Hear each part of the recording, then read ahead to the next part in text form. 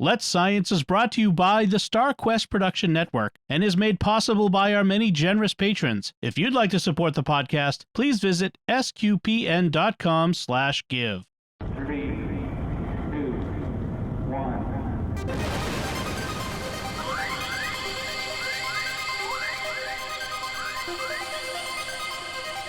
We live in a universe of scientific wonders. Every day, scientists are inching towards breakthroughs which can change our lives. We're playing our small part in sharing these wonders with you. That's why today is a fine day for science. So let's science. So Lino, would you love one day if you didn't have to plug your phone into a pesky phone charger or put it into a wireless charging pad, and just let your phone charge from the very air that it's in, just from the air charging? What do you think about that? That is unbelievable and so science fiction, but I would totally agree to do that. Yeah. That'd be awesome. Imagine, Lino, if and this is still a way away for all of us, but imagine you had an electric car, and because here in Victoria, so someone there was a family member, an extended family member who came to us from Sydney, who came to visit us from Sydney, and he came with his fiance, or soon to be fiance, we hope anyway. But yeah, oof. Family gossip. Anyway, yeah. But for their holiday to Victoria, they hired a Tesla, right? Because he left straight out, so drove to Victoria in an electric car. Yeah, and he said. And he was talking about the differences, between it and a normal car. And he said, we concluded it's basically a giant iPhone on wheels, right? This car is packed with technology. It's like impressive, whatever. Yeah. But he said, but in Victoria, we don't have right now a large number of charging, places where people can charge their cars. Not yet. No. Yeah. So you would have to travel 30 minutes from anywhere you were in Victoria to find a charging place, right? Which was a nuisance. So imagine, Lino, imagine your car could charge just by sitting in the driveway, just from the thin air around it that would just charge it overnight. Goodness me. In fact, not even overnight, just wherever it was, at work or wherever it was. Oh, yeah. wow. Just imagine any wireless device that requires charging, like just about everything we own now. Imagine it just charging from the thin air that's around it. That is... I don't know. Yeah, just imagine your laptop, just charging. Yeah, it is charging. Yep. No plugs, no pads to sit it on, no nothing. Just like that. Yeah. Well, today's science topic is an interesting article that came up in the conversation. This was shared on Discord, and I'd read it separately, and this was also a request from John Fazito, who'd mentioned it as well. So you should talk about this. So we're going to talk about it today. Finally, it took a while. The conversation, this was the article: electricity from thin air. An enzyme from bacteria can extract energy from hydrogen in the atmosphere. And so what the hope is, and there again, with all this science, this is still far away. What the hope is that eventually small devices might be able to be powered just from the thin air around it, right? Charged out of thin air. So this is a joint article. It's a summary of a larger, more technical paper, which is linked in the article as well, by Chris Greening, who's a professor of microbiology at Monash University, Ashley Kropp, who's a PhD student in biomedicine from Biomedicine Discovery Institute, Monash University, and Reese Grinter, lab head, Biomedicine Discovery Institute, Monash University. So these are the three who wrote this article. So you'll hear it when I read certain parts of it, you hear them say, we did this, we did that. So just a couple of points in this article. It may sound surprising, but when times are tough and there is no other food available, some soil bacteria can consume traces of hydrogen in the air as an energy source.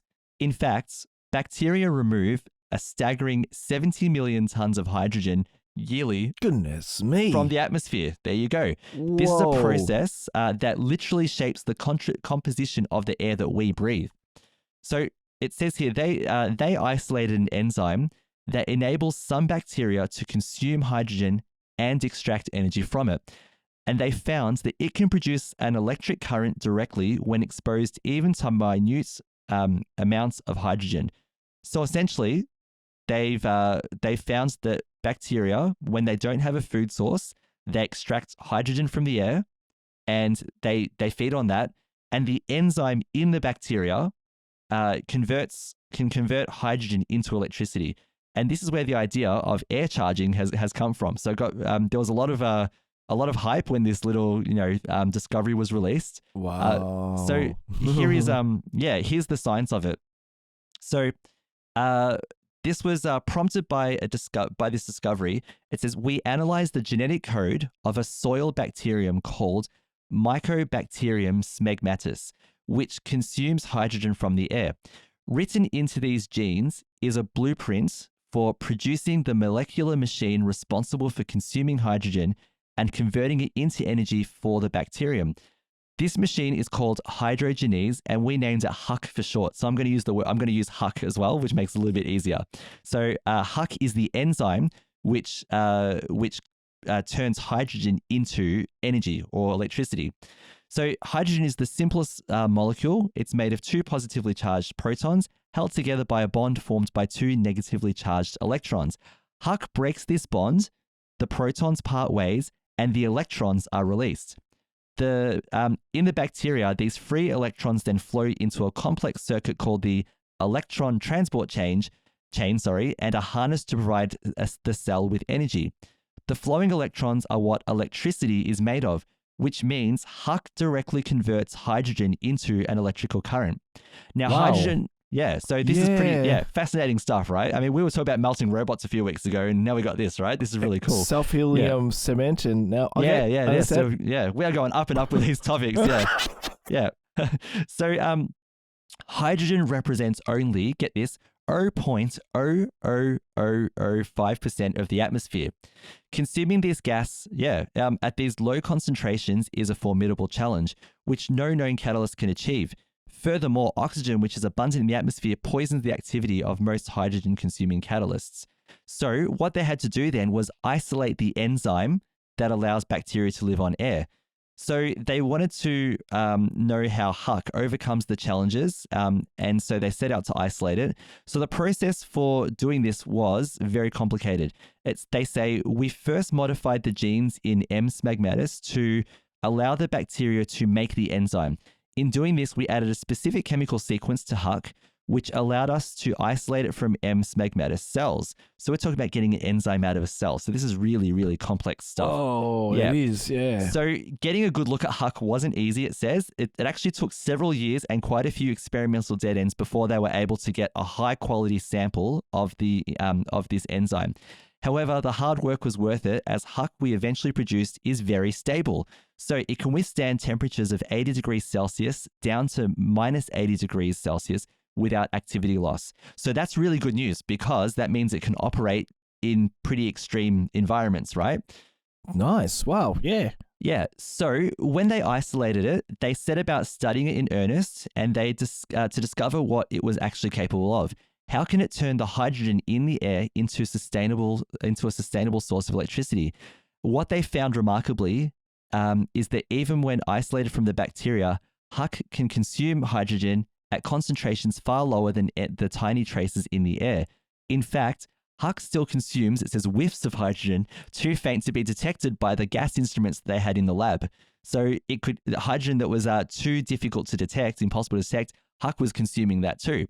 So they found it's entirely uninhibited by oxygen, a property not seen in other hydrogen-consuming catalysts. So this is a pretty sturdy, a pretty hardy little enzyme, this one. So to assess its ability to convert hydrogen into electricity, we use a technique called electrochemistry.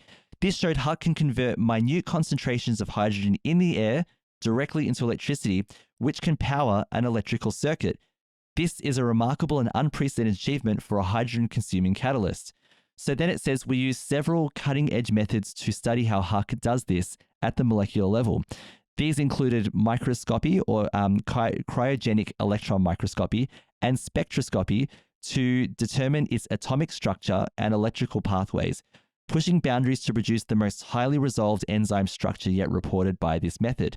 So this is again a really amazing, level of depth that they've gone into to study it. And there's an image here, but it's an artist rendering of what HUC consuming hydrogen from the air looks like. So you'll want to check that out from the article, because the image itself is out of this world. The artist impression. Yeah.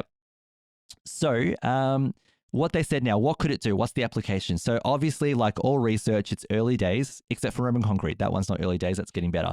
However, yeah. But what could this do in the world of tomorrow? Once they overcome the technical challenges to release the potential of Huck, what they said is, firstly, one challenge is they need to significantly increase the scale of Huck production of this enzyme. In a lab, they grow the enzyme in milligram quantities, but they want to scale this up. Wow. Yeah. So they want to get this up to grams and ultimately, and this would be amazing, kilograms. So you imagine just kilograms of this enzyme of Huck, suspended in a liquid or wherever it might be.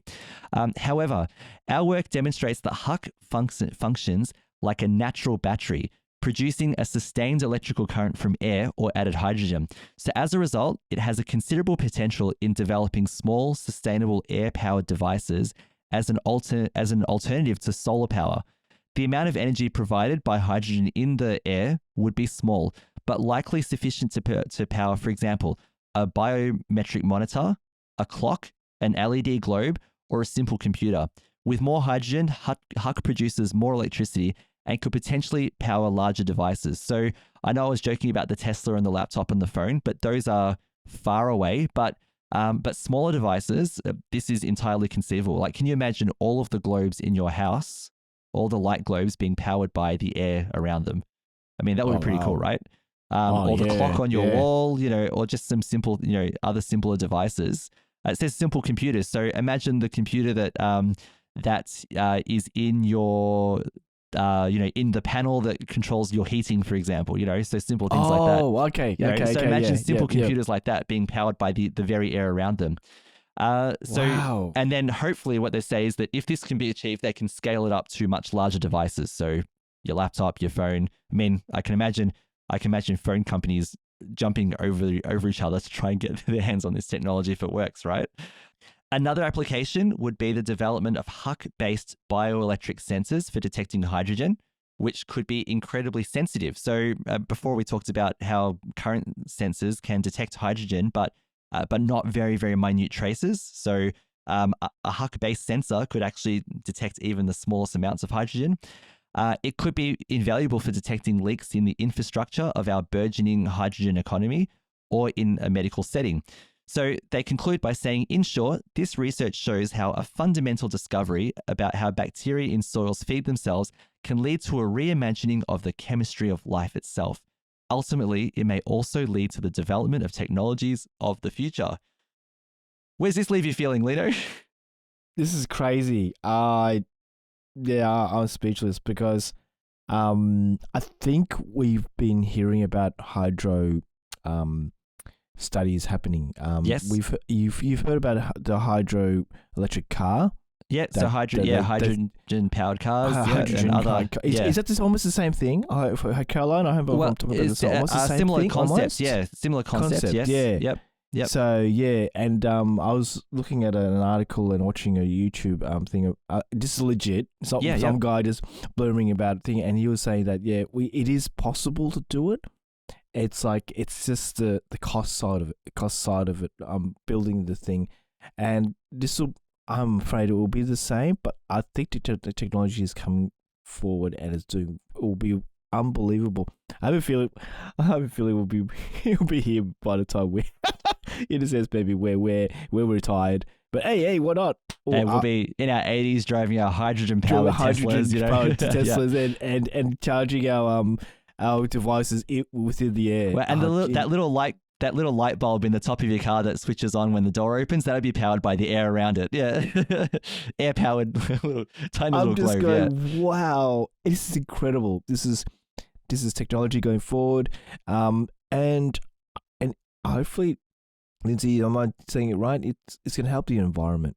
I think maybe soon enough we'll be moving away from am I saying it right? Fossil fuels. Yeah. Yeah, in a sense, and then reimagining and bring a bit more environmental stuff going on. Yeah, I think our dependence on fossil fuels will be around for decades for sure. It will be. However, because it has to, in a sense, The difficulty with fossil fuels, and thank God they've gotten us this far, but they are a finite resource, and this is the issue, right? That because they're finite, they will eventually run out. So that that rollout of other technologies to complement, supplements, complements, add to, and hopefully eventually replace fossil fuels, is now who knows how far away that is, but it is an important goal because, all these things have to be dug out of the ground, or drilled out of the ocean. And that's, there's obviously an environmental cost there as well.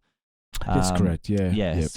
Yeah. We do hope over time that we'll be able to have these other fantastic technologies which will unlock other sources of energy that will make it easier for us to exist without damaging the planet. Let's Science is brought to you by StarQuest Media and is a fortnightly podcast that brings you the scientific wonders of our universe from a distinctly Catholic point of view. For more from Caroline, Lindsay, and friends, listen to the StarQuest show, Catholics of Oz. Find links from today's show at sqpn.com/science and find the Catholics of Oz at sqpn.com/Oz. Be sure to follow the show in Apple Podcasts, Google Play, wherever you can find podcasts, or on the SQPN YouTube channel. The generous donations of our patrons at sqpn.com/give make it possible for us to continue Let's Science and all the shows at StarQuest, which makes our nonprofit mission possible. You can join them by visiting sqpn.com/give. Join us next time for more scientific wonders, and thank you for listening to Let's Science on StarQuest.